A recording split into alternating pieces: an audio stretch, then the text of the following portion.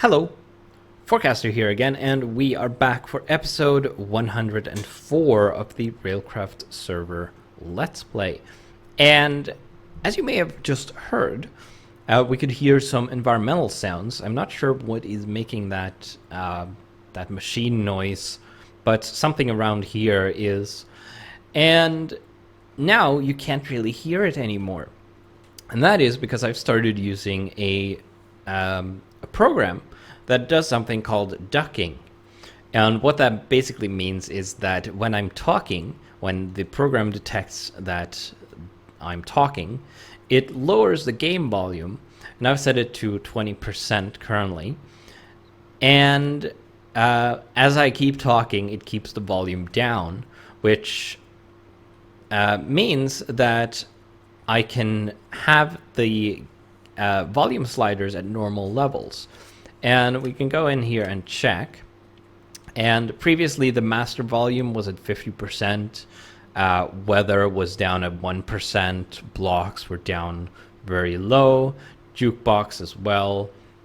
The creature sounds and the environmental sounds were low as well. And players too. Pretty much everything was turned down quite a lot so that it wouldn't interfere with me talking in some way. But now I've turned everything back up to where I would have it normally. And I may adjust this as I haven't... I don't know if these are the levels I want because I haven't had them like this for a long time. But it shouldn't interfere anymore because it will automatically lower everything when I talk. But when I'm not talking, we can listen to the game sounds as they are supposed to be. For example, when the electric tracks spark, there's a blue spark effect. But there's also an accompanying sound effect, which I haven't heard before because I've never had the volume high enough to hear it. And you can tell that when I'm talking, you can't hear it. I'm going to stop talking for a little bit.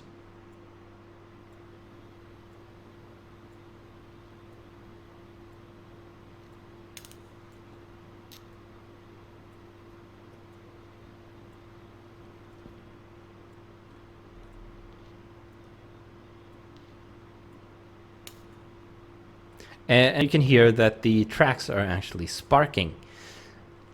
So this is going to be interesting, and I'm going to keep using this for all my recordings of any game in the future, as well as if I start streaming again, I will be using it for that as well, because it is in real time, so it's not a post adjustment done in editing or anything. I have the program running right now. So there's been a few changes to the server and the mod pack. For one, we have disabled temperature. You can see that the orb that was in the in between the health and hunger bars is now gone, and that is because temperature has been completely disabled.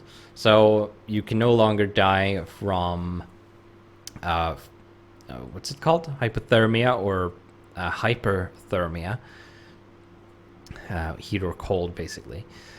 And these heating and cooling coils don't do anything anymore for now. So the reason for that is that it got pretty annoying, and most of the annoyance came from the fact that TAN in this version doesn't have the options to configure in support for other mods items. And it has this support in 1.12 and up, but since we don't have that yet, we've chosen to disable it for now. But once we update the pack to 1.12, we'll re-enable the temperature mechanic to after we've configured it properly, so that it will be more manageable and perhaps less extreme. We'll have to see how that goes. But for now, it's been disabled completely, so that's good. Another change to the mod pack is that we have added the pressure pipes mod, because the advanced rocketry pipes have started crashing a lot again. They seem to do this randomly. And as you can see, I've removed them from my base. No longer have any pipes on the auto casting system, which means that it is currently useless. But we're going to put in pressure pipes here instead, and it's probably unfortunately going to require rearranging some of this, but it should be fine. We'll have to just adapt to that. It's going to be much more reliable and not crash the server anymore. We're going to try to get rid of all of the advanced rocketry pipes in the world, so that the crashes stop when people's bases are loaded. We're not getting rid of advanced rocketry, just the pipes. And unfortunately, I can't just disable them in the config. There is no such option. I would have liked if there was an option to just disable them, disable the blocks so that it would delete them from the world. But unfortunately, I can't do that. So they'll have to be tracked down and removed manually. I haven't disabled the recipe either. We should probably do that so that people can make more of them. But so pressure pipes is unfortunately not the ideal choice, but it is one of the very few pure fluid transfer mods, and it was pretty much the only choice because I didn't want to add too much at once, or we would have added Buildcraft, but it comes with a lot of other stuff. So I chose to add pressure pipes. And we have adjusted the recipes and some of the settings. So the fluid canister that comes with it normally holds 64 buckets, but you can change this in the config, and I've chosen to have it hold 8 buckets. So it's pretty cheap material-wise. I would even say it's cheaper than the universal fluid cells, which only hold 1 bucket per cell. But the advantage with these is that these can stack, while the canister cannot stack. So while the fluid cells can hold 64 buckets in a slot, the canister can only hold 8 buckets in a slot. But it's a little faster. You can transfer fluids in and out of it quicker than the fluid cells. And you can pick up fluids from the world to go into a canister using a hand pump.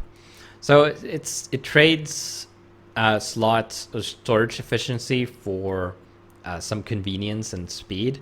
So I think that's fair. We've also changed a lot of pretty much all of the recipes have been updated. And the major change is that instead of using ingots, they use plates.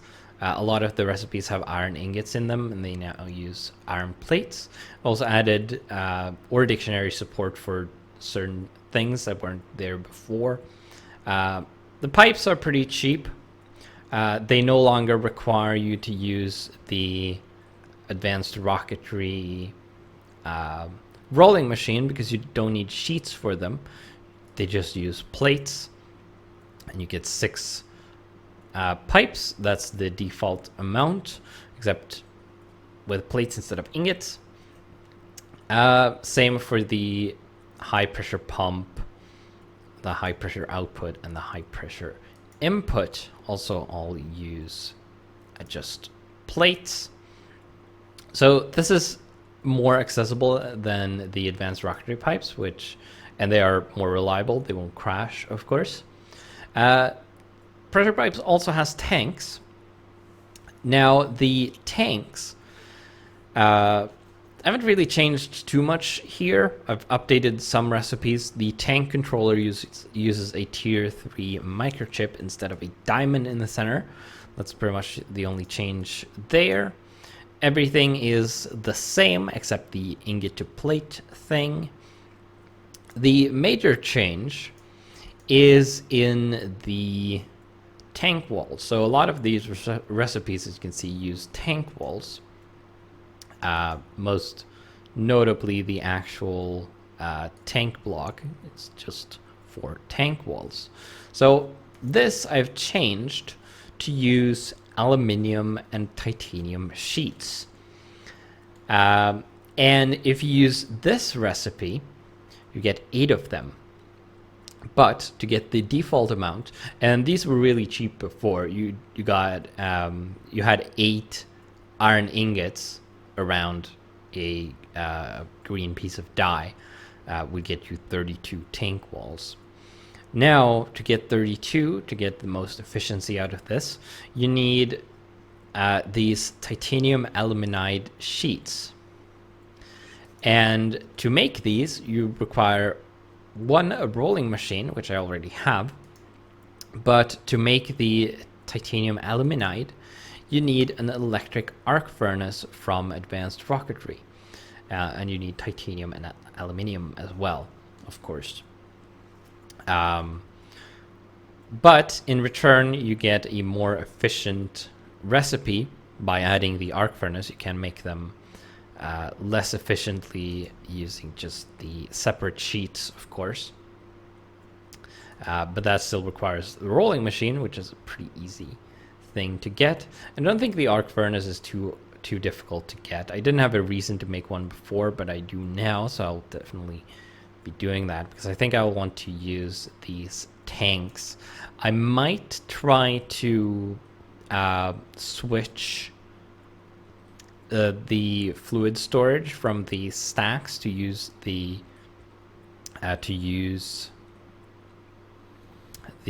pressure pipes tanks instead, and it may require some adjustments to the program to accommodate that.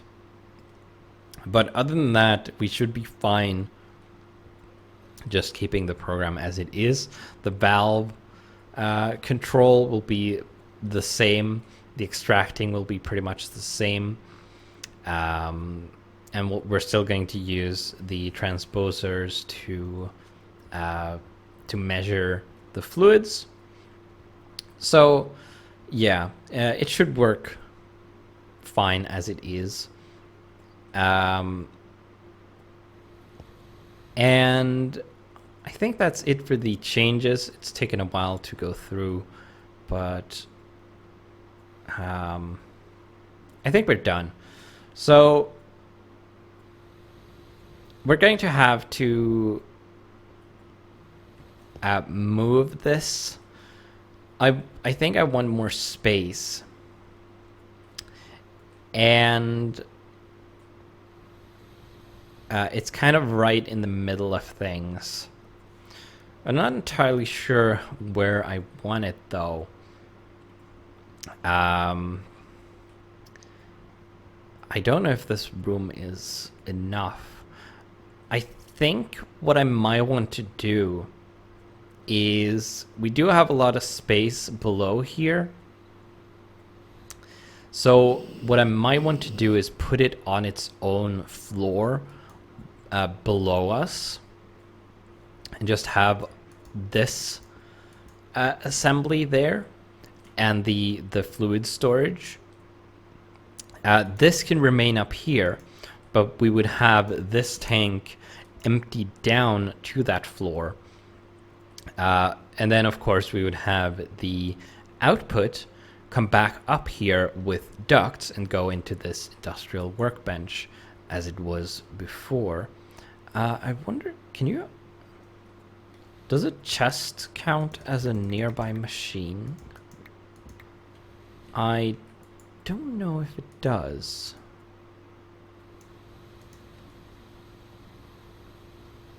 So if I put a chest here.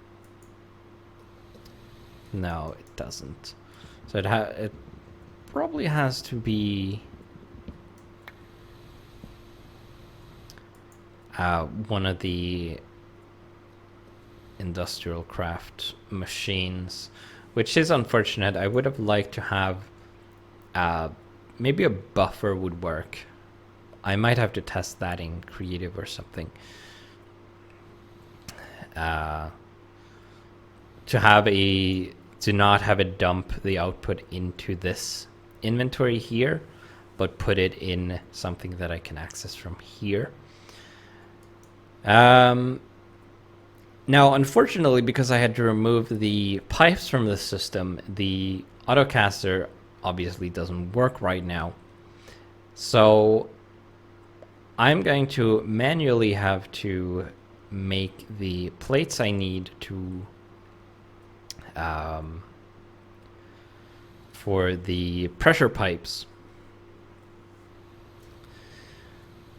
So I'm probably not going to do that on camera.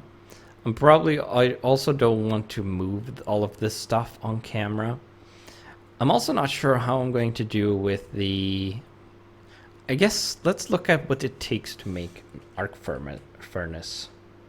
I don't know what a furnace is. So let's see. We have the electric arc furnace. I think I need to find my holographic projector. Where could that be? There it is. It's just called a holo projector. So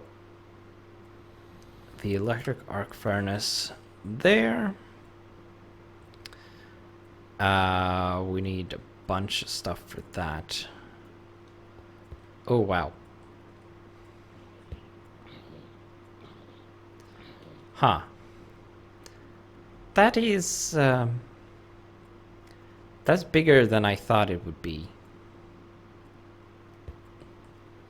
I kind of expected a 3x3 thing, not a monstrosity like that. Okay, let's pop up here and plonk it here-ish so I can see the entire thing. Okay, so it's 1, 2, 3, 4. It's 5 blocks tall. Oh wow. I'm not even sure if this is going to go inside. I think it fit inside the workshop.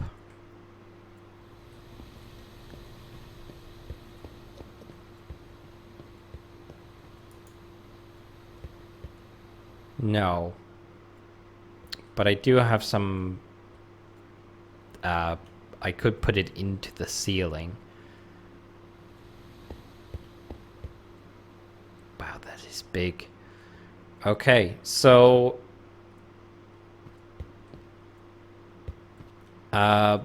input and output hatches are non-issue. The coils, it needs 4 of those coils. So we need 72 heat-proof brick. We need power input, but I don't think that's required. I don't actually know if you need 4 of them or not. It would make sense to only need 1, but who actually knows? I think it actually needs 4 of them for whatever reason. But these are optional, so you probably just need 1 of each hatch. So we're going to need a few extra bricks because I don't think that 72 heat-proof brick count these, because it says input hatch or output hatch or heat-proof brick there at the bottom row. Let's see what it takes to make heat-proof brick. That is just bricks and magma cream. You get 16 of them. That's not bad, actually. But let's see how much slime I have. I don't think I have any slime. I think I've used it all to make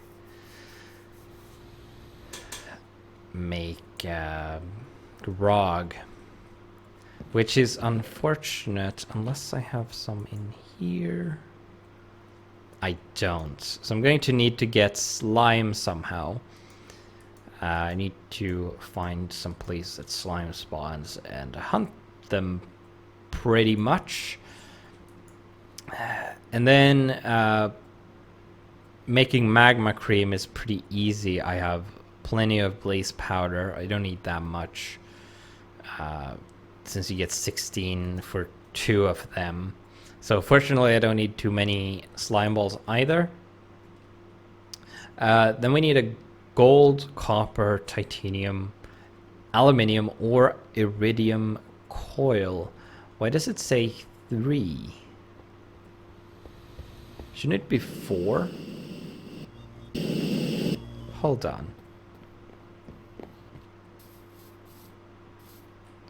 So, oh, so it's only 3 coils, so it's not symmetric. Okay, that kind of threw me off, but oh well. Oh, and you apparently only need 3 plugs as well in the same configuration. And then you need the actual arc furnace control block, which is this one here. And that requires a user interface, some circuits, copper ingots, and some nether brick. That's easy to do, not a problem. Okay, so what I'm going to do is I'm going to end the episode here, and I'm going to collect all the materials off camera. We need to make all the component blocks for this, and I'm probably also going to carve out the new casting room, I guess, underneath here. And I'm going to move this setup down there. Of course, the computer is going to remain up here. Might also replace... actually, I don't have the resources to make the server yet. So this will remain here as is. I'll move that. I might also make some pressure pipes off camera. And then in the next episode, hopefully, unless something goes wrong or I have to change my plans for some other reason, we're going to start reassembling this. And I'll probably want to make... Do I have... platinum? No. Silver? No. Lumina. I think that's what I need. Titanium, aluminide.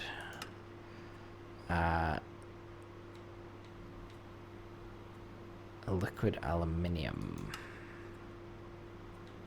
Is that not the same as alumina? Did you used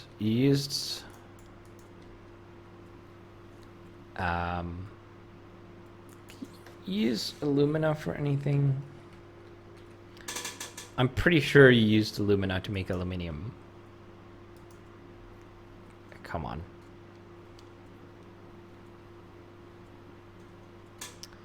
Well, this is annoying. Okay, there we go. Liquid alumina goes into alumina ingot. Okay, yeah.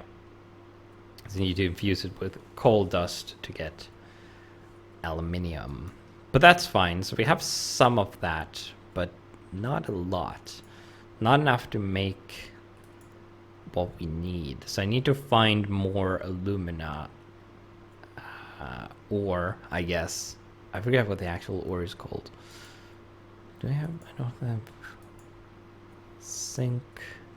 I don't have aluminium here, do I? No, I don't think so. Don't think so. I do have little titanium as well, but not enough of that either. So we need to find both of those, which is also something I need to do. And I'll most likely do that off camera as well. Okay, so now we know what is required, what we need to do. I have a bunch of stuff to do off camera. Hopefully I'll have time to do at least most of it until next week. And we'll see how that goes, I suppose. So, with that, I will see you then.